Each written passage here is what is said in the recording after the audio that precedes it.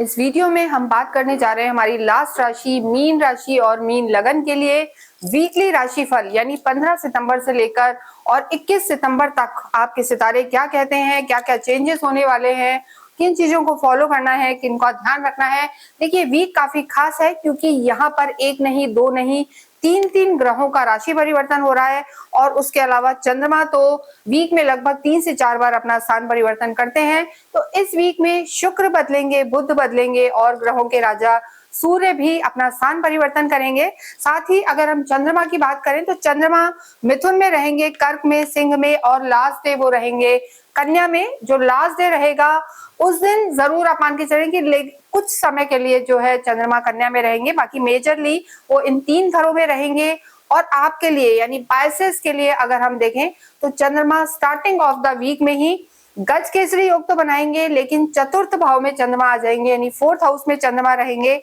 और जब भी मून चौथे घर, 8वें घर या 12वें घर में होते हैं तो थोड़े से कमजोर हो जाते हैं, नेगेटिव माने जाते हैं, अच्छे रिजल्ट्स नहीं देते हैं। तो जो कोई भी इंपॉर्टेंट आपका काम हो, चाहे कोई इन्वेस्टमेंट हो, कोई मीटिंग हो, कोई एग्जाम हो या आपकी कोई पर्सनल मीटिंग हो, तो आपको उसे शुरू के जो 2 दिन है यानी 15-16 को अवॉइड करना है। जो स्टार्टिंग ऑफ द वीक है वो समय चंद्रमा के हिसाब से अच्छा नहीं है, तो वो आपके लिए भी अच्छे फल नहीं देगा, इसलिए आपको प्रिकॉशन लेना है और स्वास्थ्य का भी ध्यान रखना है। इसके साथ अगर हम आपकी चार्ट की बात करें तो काफी कठिन दौर आपका चल रहा है। शनि की 7.5 का सेकंड फेज है जो सबसे ज्यादा मुश्किल होता है। आपके 12th हाउस में राहु है, गुरु आपके 4th हाउस में है, छठे घर में सूर्य केतु शुक्र है। देखिए शुक्र पहले कर्क में थे, वहां से निकलकर आपके छठे घर में आए हैं सिंह में, और यहाँ से सूर्य निकल के आपके 7th हाउस में आएंगे। यहाँ पर बुध भी अभी आए हैं, तो स्वग्रही बुध, उच्च के बुध के साथ सूर्य यहाँ आके बुध आदित्य योग बनाएंगे। तो ये एक अच्छा योग यहाँ पर बनेगा और इससे आपको लाभ भी होगा। और मंगल जो है आपके अष्टम में बैठे हुए। तो ऐसे ओवरऑल अगर हम देखें, सबसे पहले बात करें आपके स्वास्थ्य की, तो देखिए स्वास्थ्य के लिए जब बात करते हैं तो आपके 1st हाउस को भी देखा जाता है, इम्यून सिस्टम देखा जाता है, यानी आपकी मेंटल और फिजिकल स्ट्रेंथ कितनी है, इम्यूनिटी कितनी स्ट्रांग है आपकी या कमजोर है।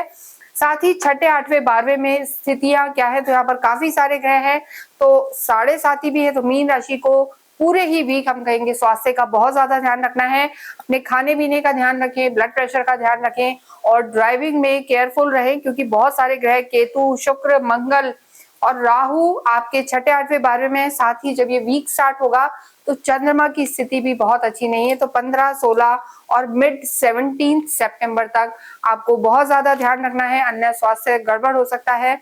देखिए यहाँ पर हम गोचर के आधार पर बताते हैं, यानी ट्रांजिट के आधार पर कि आपके ग्रहों की स्थिति कैसी है, लेकिन सबकी कुंडलियां एक सी नहीं होती। ये एक जनरल प्रेडिक्शन बताते हैं। आपको प्रिसाइज खुद के लिए अगर जानना है तो नीचे दिए हुए नंबर पर आप संपर्क कर सकते हैं, अपनी कुंडली भेज सकते हैं और वहां ग्रहों की स्थिति कैसी है हम आपको देख के बताएंगे।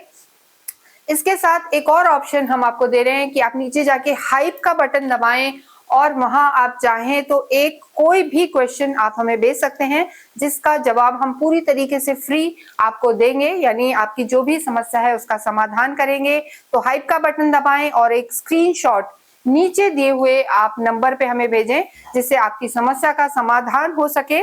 और इसके साथ अगर हम बात करें आपकी लव लाइफ के लिए, तो देखिए जैसा मैंने बताया, काल पुरुष की कुंडली से पंचम भाव जो होता है, 5th हाउस जो होता है, वहां से आपकी लव लाइफ देखी जाती है। यहाँ के लॉर्ड चंद्रमा है और चंद्रमा वीक के शुरू में ही हम कहेंगे कि बहुत अच्छी स्थिति में नहीं है, चौथे भाव में है।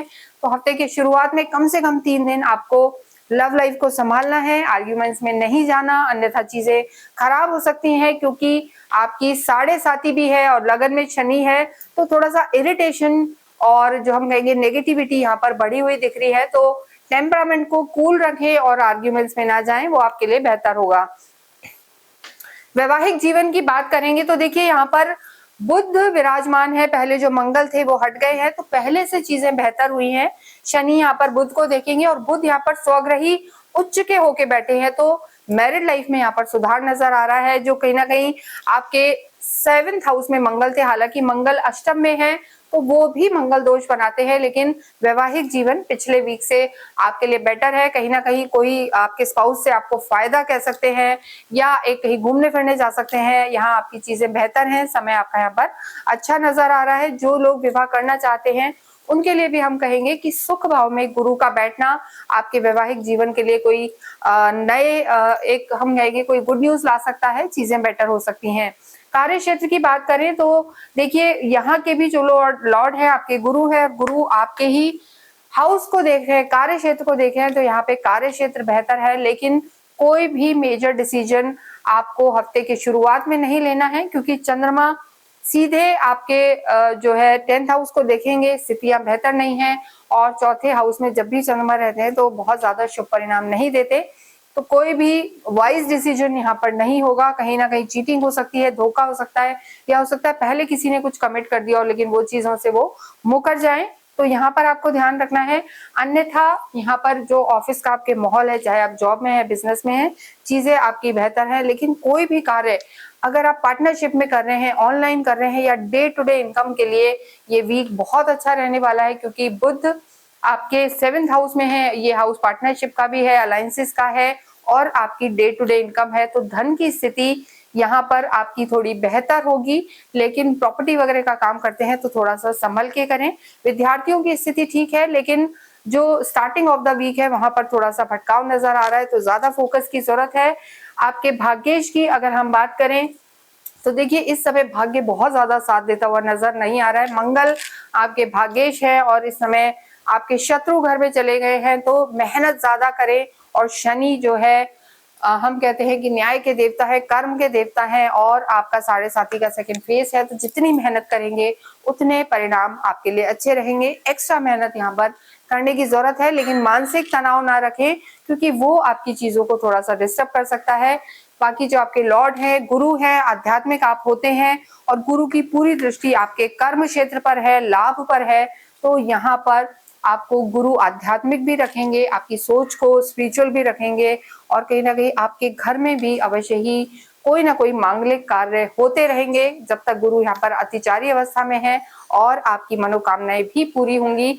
अगर हम देखें तो पूरा ही वीक यहाँ पर आपका अच्छा बना हुआ है। एक तो आपको अपने स्वास्थ्य का बहुत ज्यादा ध्यान रख के चलना है, और इसके साथ अगर हम देखें तो थोड़ा आपको जो आपका लव लाइफ है उसको भी संभालने की जरूरत है। अन्यथा यहाँ पर आपकी चीजें अच्छी है। पितृ पक्ष चल रहा है तो आपको अवश्य ही पितरों के निमित्त धर्म कर्म या दान पुण्य करना चाहिए, गौशाला में दान करना चाहिए, अनाथ आश्रम वृद्धाश्रम में आप अन्न दान करें, असहाय लोगों को जरूर भोजन कराएं। और इसके साथ जितना हो आप ओम ग्राम ग्रीम ग्रौम सा गुरुवे नमः ये जाप करते रहें, हनुमान चालीसा का पाठ करें, शनि मंदिर अवश्य जाएं, और पीपल के पेड़ में शनिवार के दिन आप मीठा जल अवश्य चढ़ाएं। इसके साथ ही इस वीडियो को हम यही विराम देते हैं। कमेंट बॉक्स में आप अवश्य ही ओम नमो भगवते वासुदेवाय लिखें, और यही आशा है कि ये वीक आपका अच्छा रहे। Thank you.